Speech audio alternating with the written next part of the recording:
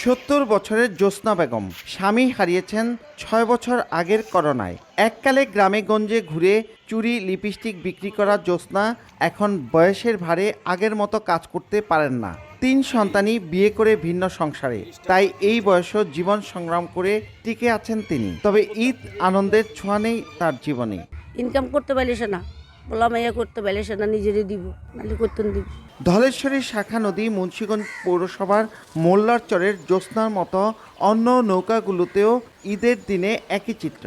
তাদের আয়ের অন্যতম উৎস ঈদ ও গ্রামীণ মেলা এবং বাড়ি বাড়ি গিয়ে চুড়ি, কসমেটিক্স, কোকারিজ সহ রকমারি পণ্য বিক্রি আগের মতো নেই।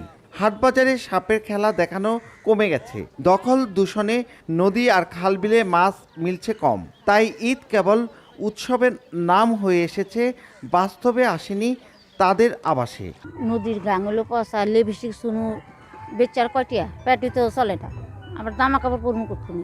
পোলাপ বাইনে দিতে পারি না, নিজে পরমুগের থেকে মাছ নাই গাঙ্গে, কাজকাম নাই। জেলা প্রশাসক জানিয়েছেন, বেদে সম্প্রদায়কে মূল ধারায় আনার চেষ্টা করছে সরকার।